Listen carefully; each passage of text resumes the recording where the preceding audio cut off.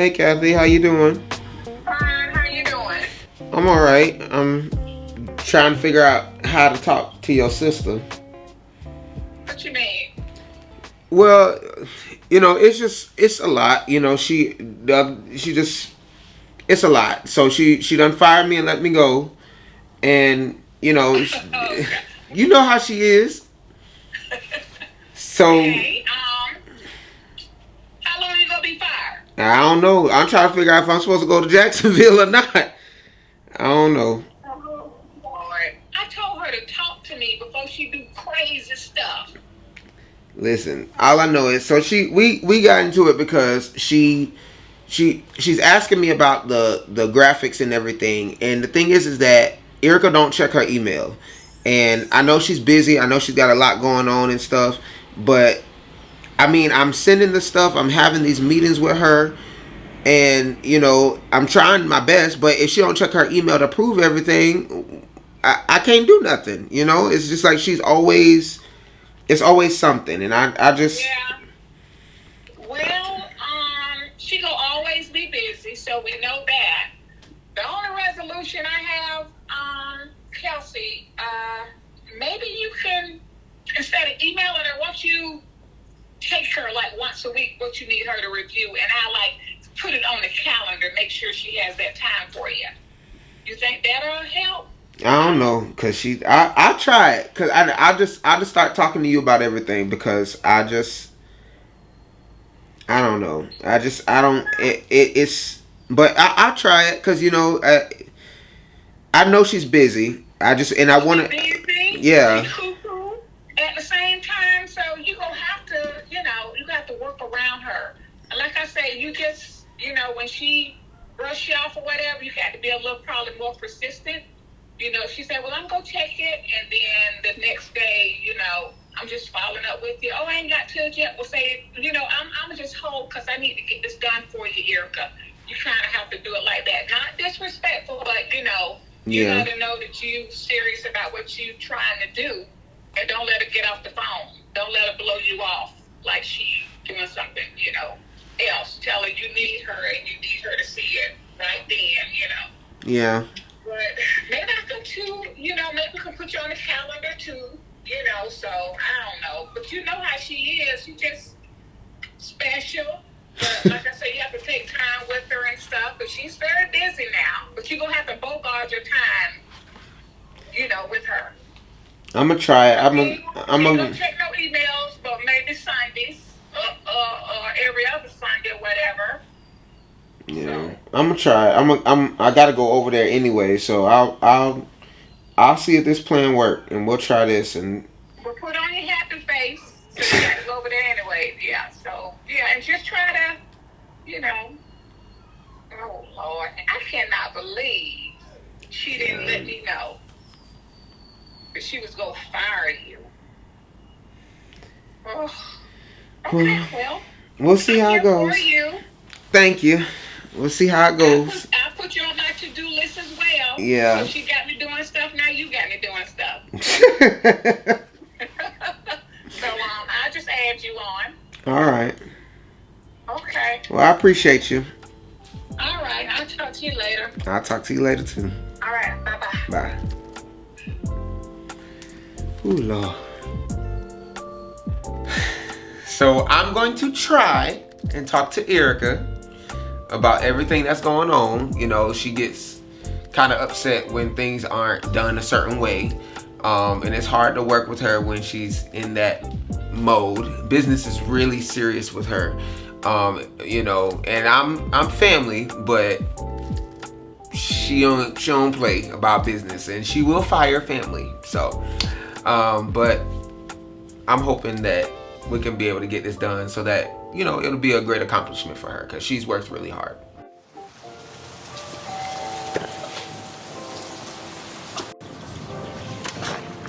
Mr. Collins. Yes, ma'am. Hey, come on in. How are you? I'm good. How you doing? Pretty good. Came to have a conversation with you. I know. Kathy told me you can take your shoes off. We'll come over here. Have a seat. Thank you.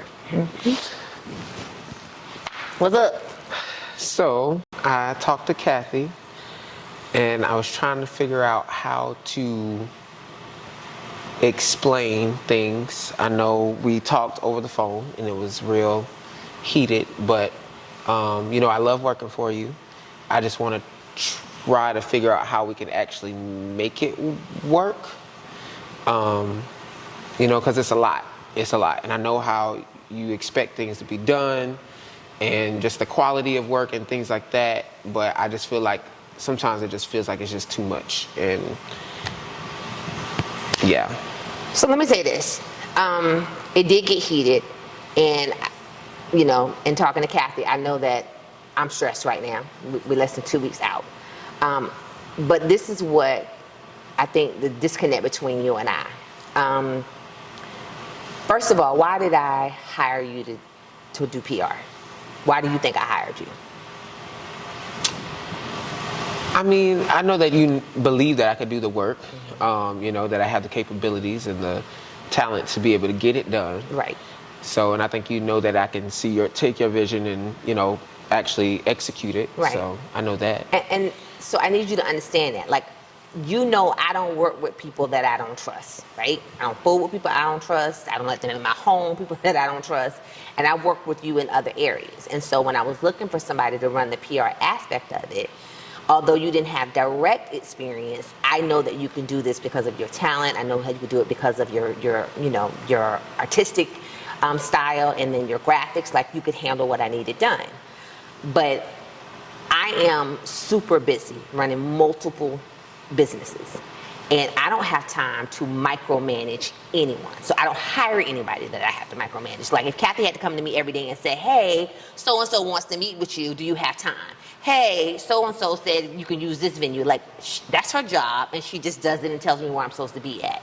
So for me hiring you was, okay, I need you to handle the graphic piece of it. Once we met down and we picked the colors, and I said, this is what I want, this is what I'm looking for, this is the vision. When we had the conversation, I knew that you understood where I was coming from. So when they came and sent the prints over, and the first time I saw it, we sent the changes back, I was done from there. For me, I was finished. Now, maybe I didn't communicate that effectively to you guys and say, hey, I don't need to see it anymore, but I felt like that was kind of already known. So then when you told me, well, I sent it 2 weeks ago, I'm like, listen, I'm day to day, I'm sometimes, falling behind, and y'all know that. So even if you did send it 2 weeks ago, then for me, it would have just been a simple thing of, hey, yesterday or 2 days ago, I sent you the graphics, did you see it? But to go for 2 weeks with me not doing anything and you're not doing anything, to me was just a failure on both our parts. And I needed you to own that piece of it and say, you know what? Here it is now, this is where we are, and then move forward. But as your manager, when you came back and was like, you know what, this is what you need to do, it's like you try to put me in my role, and that's just not going to happen for us.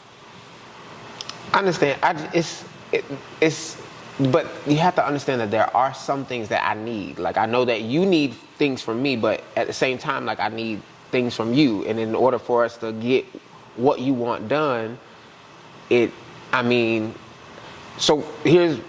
think that what I'm gonna do is I'm gonna start talking to Kathy, okay, and using Kathy as, okay, this is what I need, and she'll communicate to be able to make sure that it gets done, right. So it's less She stress. told me y'all had that conversation, and I'm fine with that. Yeah, I feel like that'd be a great way to be like, okay, you work directly with Kathy. If something does need to be escalated to me, she'll let you know, hey, go ahead and tell her this, or she'll come to me with it, and that's fine. But the day-to-day stuff, I don't have time for. And so, and I want to be 100% removed from that. The initial project, the ideas that we come up with when we have our roundtables and we have our Zooms, that's the piece that I need to be included in. But the day-to-day, proving, talking to so-and-so here and there, I just don't need to be involved with that. And so I trust that you can handle that. So. Okay, so I got my job back? We'll see. We'll see when we get back from Jacksonville. Did you get the banners? I have the banners. Okay. So they're ready to rock and roll? Yeah, we good. All right. Well, let's get it popping. Right. Appreciate you. Don't make me fire you again. Well, we know you will. You know that.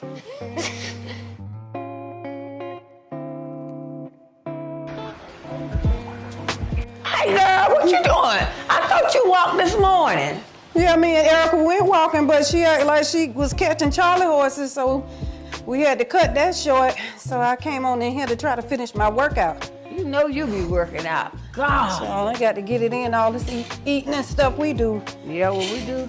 A lot of eating around here. I got to keep my workouts on schedule, even when I'm out of town. Oh, Lord. Y'all know what I mean. Well, I'm going to work out. You can do it from anywhere, anytime. Well, that's good. And Earica not using the bike, so. I think she used that bike probably 2 times. That bike waste look of new. money. A nice one, too. I told her, let me take it home with me. Yeah, so. But I was talking to her I was talking with her about, EJ having all the death in his family. And I was like, men, I think he need to go to grief counseling. I think I need to go to grief counseling. I think I need to go to counseling, period. Earica was saying, just because, men just feel some type of way about, going to counseling, but it's just been so much. It's been like overwhelming because of the so many deaths in the family. Well, have you talked to him about going to grief counseling? I had mentioned to it. I was like, well, maybe I need to talk to you or, see what y'all think about it. Like, approaching him. I don't know how to approach him because he's so, sensitive. People sensitive, especially men, about going to counseling. So I was like, and it's a stigma on counseling because a lot of people be saying crazy folks go to counseling and all that. But I've heard ministers tell their congregation, now some of you might need counseling, The word is good, the Bible is good, and all of that, but sometimes you just need to talk to someone and let them. And outside of family, I was like, maybe you need to, everybody going through, I was like, well, maybe I can have him talk with you, but I didn't know how to quite approach him about it, but I think you do because it's like back to back. Y'all know it's been back to back, and some of those deaths have been, tragic deaths that have happened in his family, and I know it's taken a toll on him. He's, he just wears heart on his shoulder, and it's taken a toll on him. I know what it's like, 'cause it just mean losing my brother. I mean, it's hard, so I know he's going through it. And that's just one. And he's had, about 5 this year, hasn't he? So, it's been about 5 this year, leading up to this year. So, yeah, the last one was kind of tragic. So, I was like. And then you were saying someone was really sick now. Yeah. Yeah, he needs counseling. And maybe I can encourage him if you talk to him. Yeah, maybe he'll take it better from you because sometimes he think I'm, a little insensitive. But it's just that I don't dealt with much death. Like over time, you become numb. Not that you don't care and not that you being sensitive to other people, but I'm just like overwhelmed and numb at it now. Yeah. So I'm not trying to be insensitive. I've really been worried about him. I really have. I see him, and last time I saw him, he just looked like he was just so sad, going through, So that's what made me was like he couldn't even get himself together, even at at that event. So I was like, I'll see what you say about approaching him, or maybe you can encourage him if it doesn't come off from me. Yeah, I will about it. Yeah, we'll do that and see what we can get done. Okay. Yeah. I'll let him know. What we gonna eat today? She already got us planned for something. Since you did your exercise, now what we gonna eat? No, I think she already made reservations somewhere, so I got my workout in. Oh God, well that's good. So I was glad I got a chance to talk to G-Ma about it because I was contemplating on whether or not to talk to EJ about going to counseling for grief. I think it'll be a good idea for both of us, but I think I'm gonna go ahead and, get the nerve to actually sit down and talk to him about it.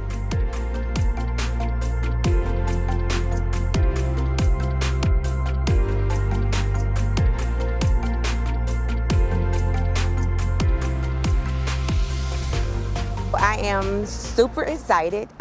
Today is the official launch party for my book, Broken Pieces Created My Purpose.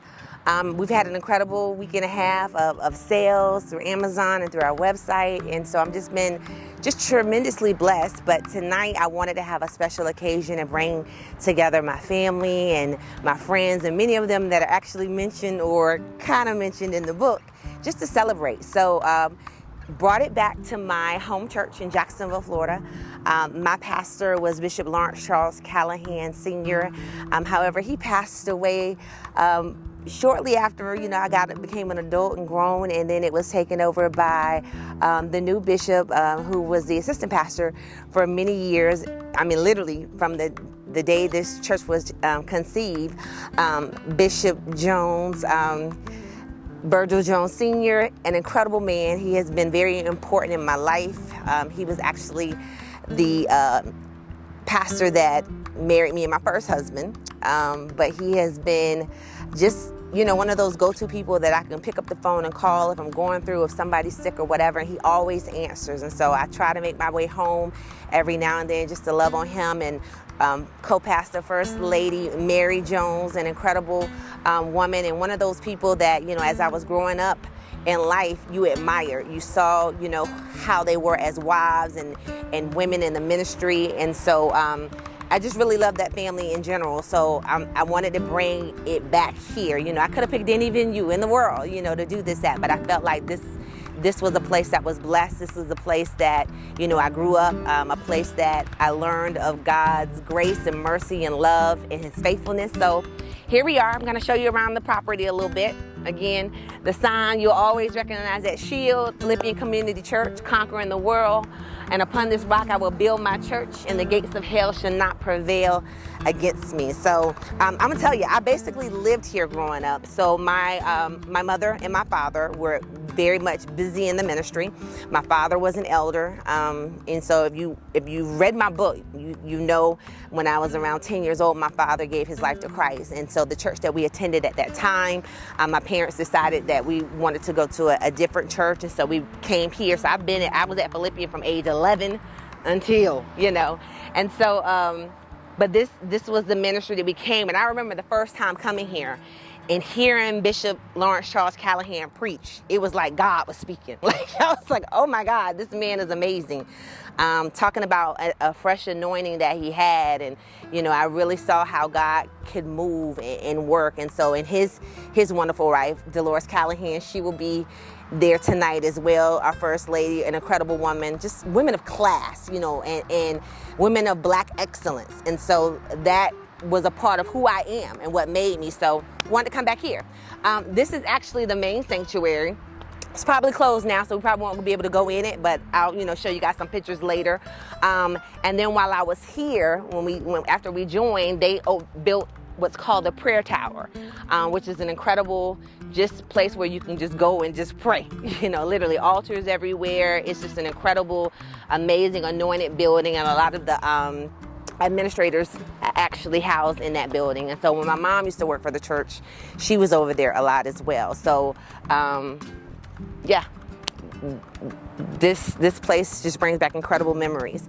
Over there is like a bookstore in different areas over there on the premises. And I gotta be honest, like Philippian Community Church was one of the first African American churches in this area to do things like this. This wasn't, mega churches wasn't a thing back then. So Philippian was the first mega church, in this area. And so under Bishop Lawrence Callahan. And so the work that they did was incredible. And then where we're having the actual reception tonight is over here at the Multi-Purpose Center. This is where my mom stayed. So my mom was actually the manager of all things banquets and weddings and anniversaries and everything. So we had a conversation the other day when we were talking about coming here, and I was like, Mom, I don't think you ever sat down with us as a family at a banquet. And she was like, I didn't. Like literally, not one time, And those are, it's one of those things that when you have family members that work in ministry, sometimes children have some resentment. Like, they were always at the church, they were never around. But, that's one of the moments that I wish I had my mother during those times, and I know she worked hard, but I know why she did it. You know, this was her way of serving. This was her way of giving back. This was her way of ministry. And she did a heck of a job. And so I'm trying to keep her, you know, not working today. She knows she needs to sit down and enjoy today. But honestly, y'all, she can't help herself. So, you know, I know she in here already doing something. But this is the multi-purpose center. It has classrooms. And so we used to have Sunday school over here, ministers classes over here, just all types of things that happen on these grounds. And it also has a huge facility where you can have banquets, wedding receptions, and those kind of things. So just an incredible area. And so I want to take you guys in so you can kind of see what we got going on. So you'll see the before and the after for the show tonight. All right. So we're here at the Multipurpose Center where the event's going to happen tonight. So you hear they're working on the mics. We're kind of preparing everything. This is a beautiful facility. Like I said, they have the Sunday school rooms upstairs and downstairs, all the classrooms, the restrooms, this beautiful area here.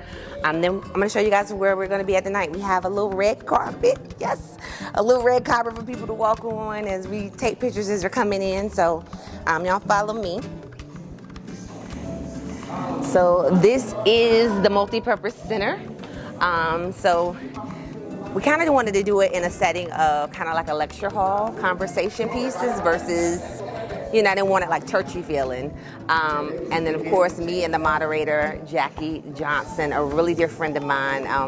Actually, she was my mentor as I was transitioning into the business world. I started working for her when I was, I think, 19 years old, 19 to 20 years old. And so she's going to be the moderator for tonight, and I'll share more of our story later on this evening. But again, this is the facility. We'll sit up front.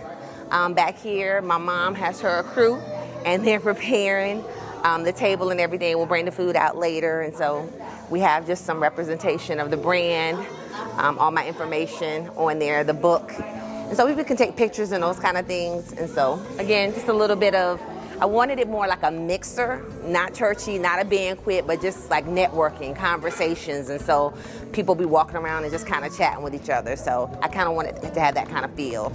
And then, of course, over here is where we have the step and repeat sign. And the step and repeat sign is where people will be able to take photos and snap pictures. On the corner, we're going to have the book sales and the merchandise. And so I'm excited. We'll see y'all later on. We got to go get ready.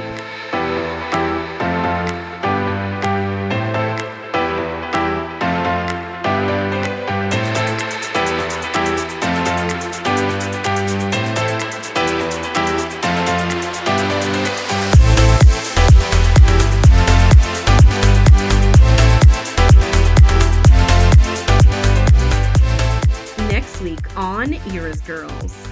If you're grown enough to go out the side door, be grown enough to come back in. They left me hanging out the window. She says I'm her anchor, she's my anchor. Like this is deeper than that. You know that there's something there. Like they need help.